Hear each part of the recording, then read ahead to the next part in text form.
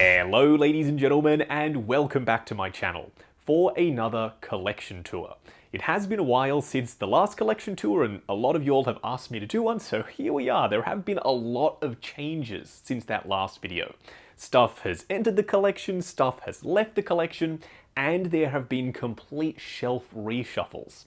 Stuff is now in places that it wasn't originally. I've moved stuff around and I hope that you all will agree the collection looks better than it ever has. Now we're going to start down below. With Moducase shelves, the bottom shelf is a bit of a chore to work with just because there's a significant amount of height and depth, but because it's underneath another shelf you can't see through the roof. You do have to make sure that the characters in the back aren't sitting too high above the front and second rows. I often like to have multiple rows, it's just down here, it's a bit of a tough thing to get right.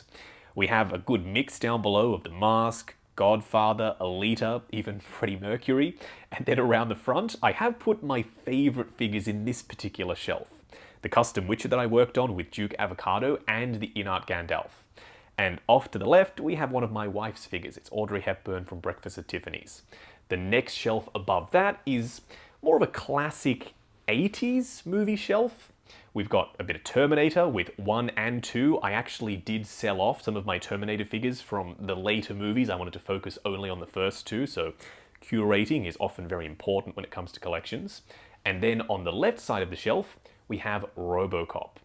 I'm a huge RoboCop fan, and thanks to Hot Toys releasing RoboCop 3 recently at the time of filming this video, there's been a bit of resurgence of hype for RoboCop, so I did grab a second one and I repainted it in the RoboCop 2 colours.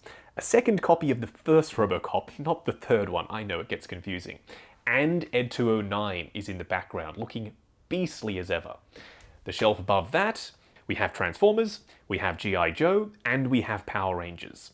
I did want to spread them out across these multiple units in the Moducase, and I think it's worked. Visually speaking, when you're in the room, there is a good flow. Even though they are technically two separate units, they're close enough that Power Rangers, G.I. Joe, even Kamen Rider, I know Kamen Rider is R18, but Kamen Rider did appear in Mighty Morphin Power Rangers back in the day, so I think it works. We've got some 3-0 Transformers, we've got some Jada toys, actual vehicle mode Transformers around the front for Prime and B, and some third-party fully transformable figures in the background. There is a little bit of space remaining in case I do want to add anyone else into this particular area of the display. Directly above that, we have Back to the Future on the far left, with multiple versions of Doc Brown, 3 to be specific. Back to the Future 1, 2, and 3. Then the same thing with Marty. I did have both versions of Marty, the new 2.01 and the original, in there at one point. Now I've decided, not necessary. I've just got the new one in there and I think it works well. In the middle, Ghostbusters. And having these 4 Blitzway figures just right in the middle of the shelf, it draws your eye and it's a cohesive look. That's something that you will find with collections that have a lot of figures. We do try to make sure that figures are grouped together even though they are sitting quite close to others, just so visually speaking there is a break between certain films or certain properties. It doesn't always work. I like to think that I've got a good balance here, but maybe I'm biased because it is my collection. Then we have Indiana Jones, Sideshow, Present Toys, and Hot Toys, and my Sylvester Stallone section on the right, ranging from the actual Sly Stallone shop figures in Rambo and Cobra, and the Star Race Rocky. The Star Race head sculpt was terrible, so I am glad that Jin Toy is offering a replacement head sculpt. You do have to go to his website and I think email him to get that done. I'm pretty sure that's what I did, and it is a significant upgrade over the original. The top shelf is everything video game. We've got Cyberpunk, Lara Croft, Agent 47 from Hitman, Jin Sakai from Ghost of Tsushima, Last of Us, Assassin's Creed, those are actually my wife's figures, she loves Assassin's Creed, and Mortal Kombat plus God of War. There is a little bit of space to work with here, so I am thinking that in the future I might be getting some more video game figures. We'll have to wait and see.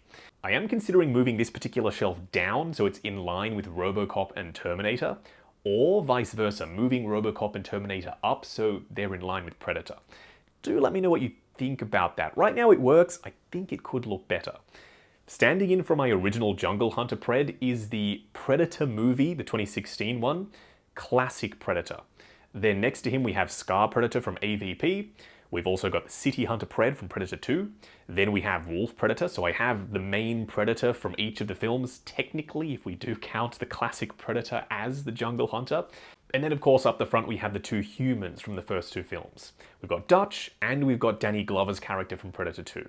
Once again, bottom shelf, we've got my streaming area of the display. So Netflix stuff, Amazon Prime stuff, and also the ex-DC Universe shows, which I'm pretty sure now is HBO Max or just Max. It gets confusing. We've got the Titans figures from So Toys, Invincible and his dad Omni-Man, 3-0 Stranger Things line, which I do really like, even though it's not perfect. We've also got Butcher, then the Toy Zero version of Soldier Boy, and the Squid Game guard, just for a nice pop of colour in the back there. Game of Thrones right now is a pretty small area in the display, just in this little cube unit. It's all 3-0 stuff. It is growing. As more third-party companies and eventually InArt start making their Game of Thrones figures, some of these characters will be switched out, and some new figures will simply just be added in. I do intend to move them from this cube unit at some point. I don't know where, it's TBD. We'll have to wait and see. Moving on to Marvel. I do want to start off with Iron Man 1 specifically because this film kick-started the MCU, so it makes sense to start here. We've got Ironmonger in the background, we have the new Mark III Diecast 2.0 front and center on his massive Ironmonger diorama display base, and a couple of the other suits just dotted around. I'm not quite sure if this display is finalized yet. It is a work in progress, unlike some of the other displays that are almost complete in my opinion. Maybe a couple of things will move around, but this one definitely has some room to grow or at least be modified in some way.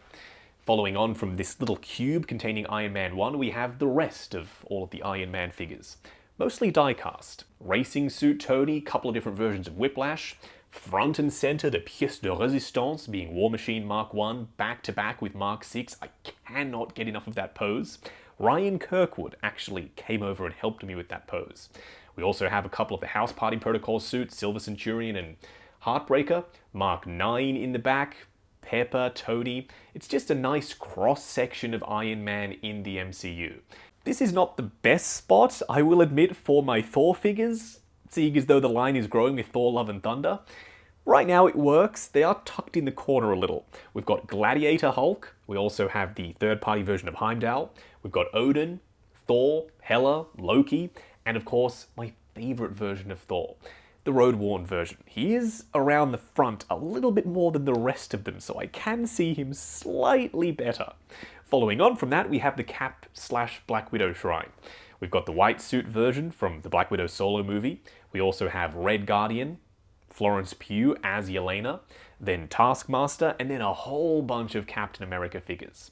I did try and get dynamic in this particular display, it's just that once again it's down the bottom, so it's very hard to work with figures on risers. So make sure you're experimenting with different heights, different levels, that way you can use space that otherwise would have been completely lost, just as a void. Although white space is also quite important. You do want to get a decent balance between the two. Avengers 1 is one of those displays that I do consider finalized. Now, that is unless they make 2.0 versions of any of these characters. A 2.0 Thor would be lovely. We have a massive Hulk in the background, two different versions of Loki. I know I should cut it down to one because 2 is just clutter. I can't bring myself to do it. That Avengers 1 Loki, the original version, is still really solid. Then, flanking the display, I did pop in Carol Danvers next to Nick Fury. I think that works because, of course, Nick Fury played a big part in Captain Marvel. Then on the other side, I put Ant-Man. Simply because I don't really have another spot for a solo movie figure like Ant-Man, and I think he works in this display. Moving on to Avengers Age of Ultron, this display also finalized. I highly doubt we're going to be getting any more figures from Age of Ultron. The line so far is quite comprehensive. We do have two Iron Man figures in the front, 45 and 43, in mirrored poses, a little bit of symmetry. Then in the background, Hulk. Again, symmetry with Avengers 1, I also have Hulk in the middle. Then we have Thor and Cap flanking the two Iron Man figures. On the left side, we have War Machine, Natasha, Clint, and Ultron Mark 1. Then on the right side, I went for a bit of a villain vibe. We have Ultron Prime in the back right, Quicksilver, and Scarlet Witch, because at certain points in the film they were villains, so I think it works. I have adjusted the Civil War shelf. It was driving people crazy that I had Cap and Iron Man in the middle, but I had their teams on opposing sides. I did that on purpose. People didn't like that, so now I've switched it around. I have Team Iron Man on the left and Team Cap on the right, with T'Challa in the middle.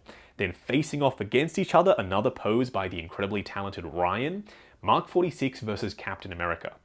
I also have a third-party version of Crossbones with a custom display base in the same shape and style as the official Civil War display bases. I've decided to go with the new version of T'Challa right next to the old one, even though in the review I said I wasn't going to do that, because I can have one masked and one unmasked. I think they do work well together, even though the new one is vastly superior. These corner units can be pretty tricky to work with. They're quite dark and dingy, especially at the back where the LED light bars just don't quite reach. So I have popped one of the oldest figures in my collection in the very back, which is Guardians of the Galaxy Thanos. Then we have the full Guardians crew with Watcher Stan Lee and a third-party version of Ronan the Accuser, and I got around him not quite being tall enough by using a riser, giving him a height boost, making him look slightly taller because he can't see his feet, so it does work out. Following on from Guardians, we have Infinity War. Infinity War and Endgame, these two shelves, for me, they're complete. I don't think I'm going to change anything. I am very happy with the way these two shelves look. We have 3 different levels, and it is packed to the brim. But not enough that anyone is really all that blocked by anyone else. I think you can see everyone just the right amount. Although I'm fairly sure this display in particular is going to upset some people, and if it does, I am sorry. I personally really like the way it looks. We have Thanos and his children in the background. Then we have the Marvel Trinity in the middle, Cap, Thor, and Iron Man, specifically the Mark 50, of course, flanked by all of the other heroes, all of the other main characters from Infinity War. Endgame. This display somehow is even more packed than Infinity War. On the right though, we're going to start off in the corner first.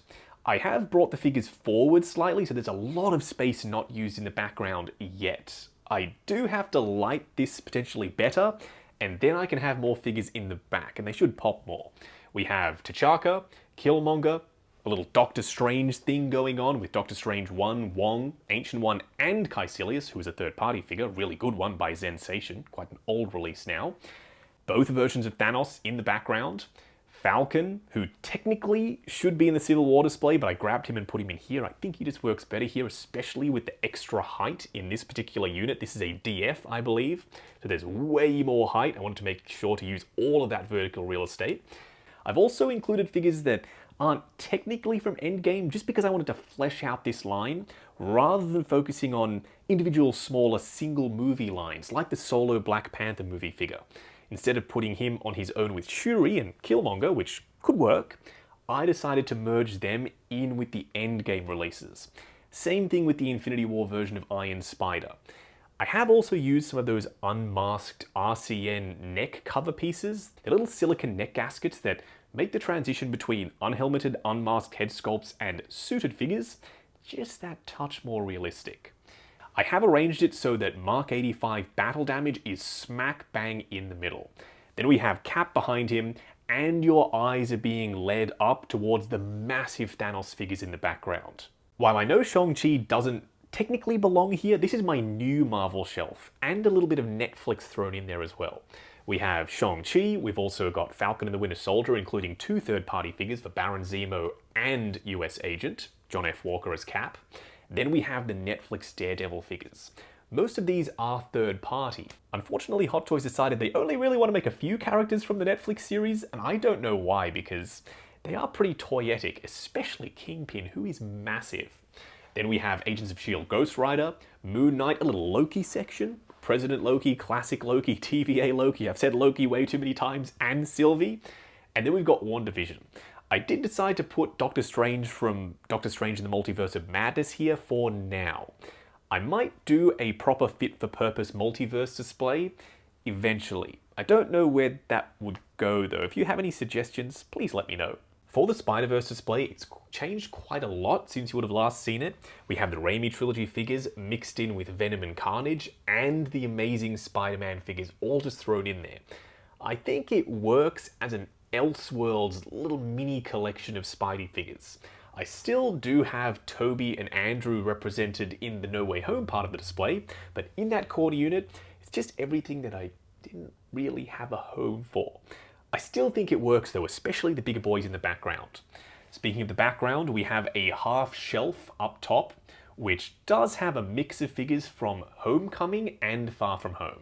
We've got Vulture, Homemade Suit Spidey, all the way up to Mysterio and the zombie version of Iron Man, who looks brilliant, by the way.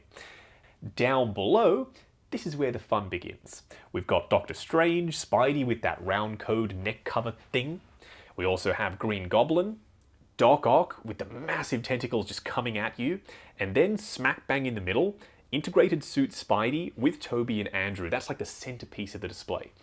Then some more random figures on the right that initially seem like they don't make sense here. I think they do, because we've got Matt Murdock, who is in No Way Home, and then we've got Kingpin, who works well with Matt Murdock, and then Kate Bishop, who also works well with Kingpin. So it all blends in, and I'm really happy with how this particular display looks right now.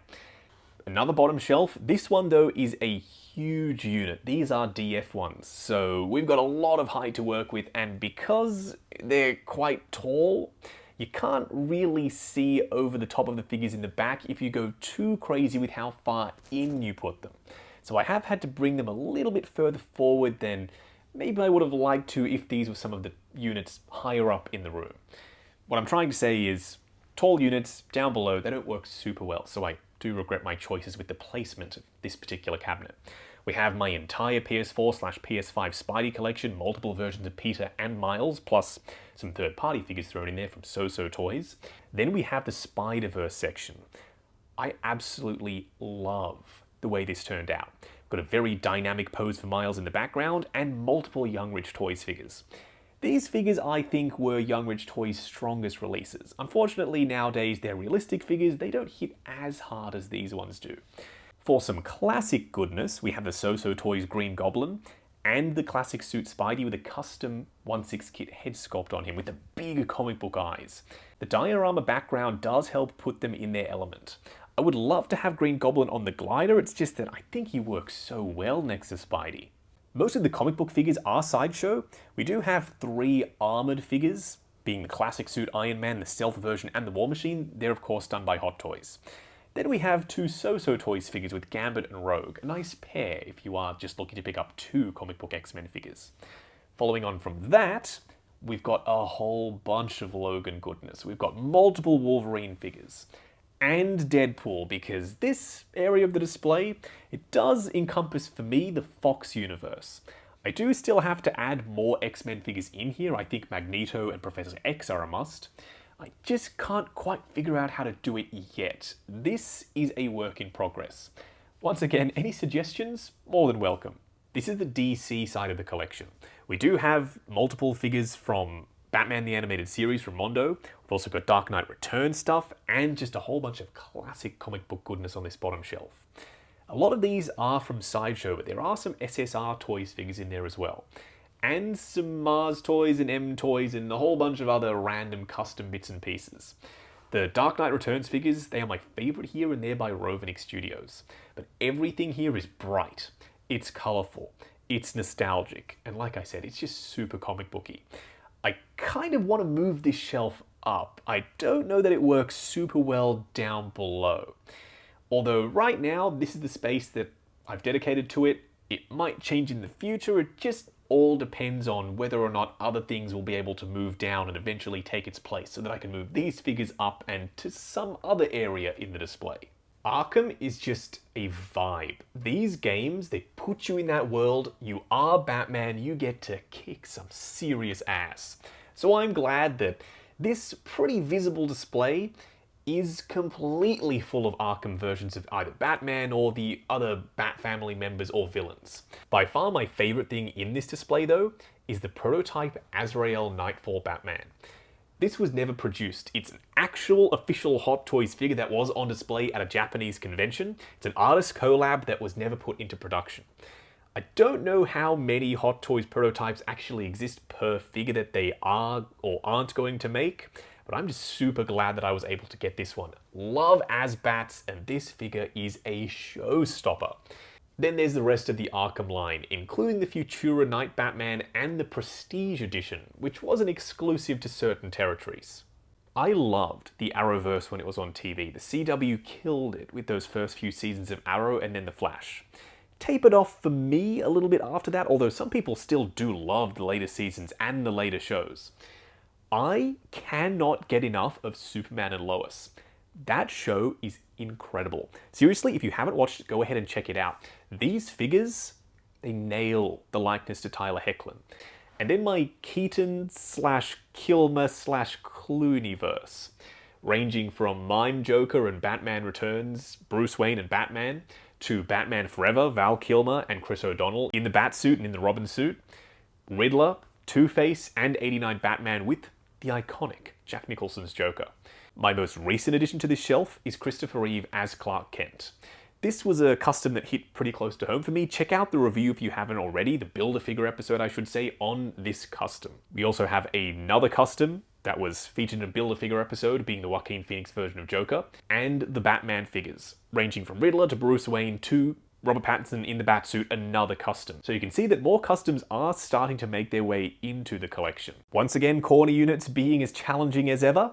We've got evil version of Supes with comic book Wonder Woman. Then we have the Mars Toy 66 Cesar Romero Joker, flanked by the Hot Toys Batman and Robin with Christopher Reeve just hovering over them in the background. At one point, I didn't even have a Nolan shelf in the collection, and now looking back at that, I don't know how that was even possible. I have at least 5 different versions of Bane. I'm one of those collectors that fixates on a character and wants all of the different looks, all of the different outfit changes throughout the film. So that's what I have done for most of these characters. Especially for Joker, we have a couple of different versions of in-art Joker, sculpted and rooted, plus the one sitting on the prison cell bench, and the police uniform Joker, and the bank robber Joker. The only one that I'm missing is the nurse Joker, so I'm hoping that eventually someone decides to make that particular outfit set again. They did in the past, but that was a while ago. I think that companies could do better nowadays. We also have some Batman Begins with Scarecrow and Ra's al Ghul. Ra's al Ghul is how they pronounced it in the film. And front and center DX19 with a bunch of OT Customs upgrade pieces. The Batman Begins figure also has an OT Customs cowl on him. It's the Suicide Squad corner unit. King Shark is huge, so I had to find somewhere that had enough height and enough depth to accommodate him, and that's why the Suicide Squad ended up in this corner unit. I do have my Suicide Squad Bats in a very dynamic pose, and he's been like that for maybe 2 or 3 years now. There are third-party figures in here along with the official ones. Hot Toys decided not to make a bunch of these characters for some unknown reason. I am considering moving Peacemaker down here. It's just that it's a very tight little space, and Peacemaker, he needs room to shine, quite literally, with that very bright chrome helmet. This is just one of the most jam-packed corner units that I have, and once again, it's DC. For some reason, they just end up in the corner units. Not because I don't love my DC, you all know I do. It's just that somehow, someway, they just end up in there. We've got Man of Steel, General Zod, Feora, and Jor-El, plus some BVS with Armored Batman, Battle Damaged, and the normal version. As well as the Birds of Prey Harley Quinn figures, which I like, but I know a lot of y'all don't. For the main display, this is best seen when you're in person from a distance, when you can stand back and see everyone as a whole as one cohesive DCEU.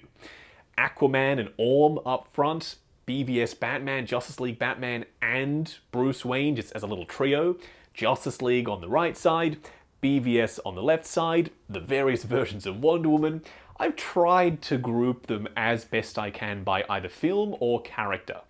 And this is one of those displays that right now I consider finalized until we get Black Adam and the third-party Dr. Fate, and I'm finished with my Shazam custom, so I guess not all that finalized. Let's just call it a work in progress. Some people are going to be very upset with me for this. We're going to start off Star Wars chronologically. not in film release order with A New Hope. So we're starting off with episode 1. I'm so sorry. We've got Hot Toys Qui-Gon. We also have Sideshow Darth Maul and Hot Toys Darth Maul.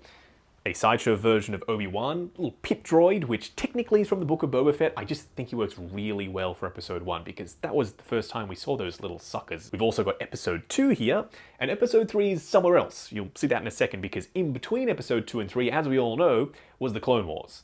Most of the clones that I have are Sideshow. As Hot Toys continues to release their versions of the clones, I will keep taking out the Sideshow figures and replacing them with the Hot Toys ones. In the middle unit, this is the main heroes of the Clone Wars section, ranging from Ahsoka to my custom version of Obi-Wan, who will be replaced with the official Hot Toys one when he eventually releases. Clone Wars Anakin, who is a sleeper, by the way, plus my custom version of Plo Koon. All I really did for this custom was switch out the boots and switch out the body. Still, I think he looks a lot better than he did originally. Following on from that, the Bad Batch. They are going to be maybe moved, depending on how big Wrecker is and depending on whether or not we get any other characters from the show. Right now they work here.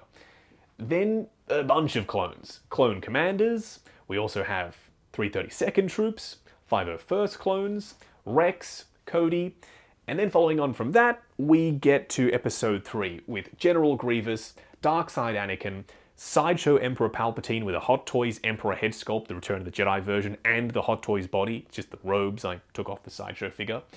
Obi-Wan, a third-party version of Mace Windu with a custom gang hood body, just so the proportions look better, and 2 501st clones kneeling down at the front. This display, massive work in progress, because we will be getting more prequel figures in the future. Now we'll do A New Hope. R5 up front, who technically is supposed to be, once again, in Book of Boba Fett. I just decided that he works better here. When you zoom out and see the entire shelf, which we will do in just a second, you'll see there's a nice balance with R5 on the left, R2 and the Gonk droid on the right. We also have Han, Chewie, Tusken Raider, who was from Mandalorian. I just think he works perfectly in this particular display because that was the first time we saw Tusken Raiders. The episode 4 version of Obi-Wan, who still to this day is incredible. Tarkin, Vader, and the Bandai version of C-3PO. I'm not sure if I'm going to eventually replace him with the Hot Toys one, that just remains to be seen. I do have all of the original Trilogy figures on one layer. I would ideally like to have one cabinet per film. It just didn't quite work out that way this time. Who knows, in the future I might make some changes. Up front we have the Dagobah setting with the episode 2 version of R2 actually. That's why he looks so dirty and grimy. Then we have some Sideshow figures in the background with the Snowtrooper Commander, Hoth Luke and Hoth Han. I wish Hot Toys would make those. Plus Hoth Leia and Snowspeeder Luke, they are by Hot Toys. Then in the massive cabinet, along with Return of the Jedi, we've got the Bounty Hunters in the background, mostly by Sideshow, with just one by Hot Toys being Boba Fett. Darth Vader, the new version of DX Luke, and the DX07, the battle damage version. Sideshow C-3PO is in here for now. I am hoping Hot Toys make Chewie with C-3PO in the net, like we saw in the film. On the right side of the cabinet, Return of the Jedi. So this is a shared space between Return of the Jedi and Empire. I think that it works. We've got the Scout Trooper on his speeder bike at an angle because there's a lot of depth here, so I was able to make use of that with the speeder just going down towards the front. Ewok, Sideshow Lando from the Jabba sail barge scene.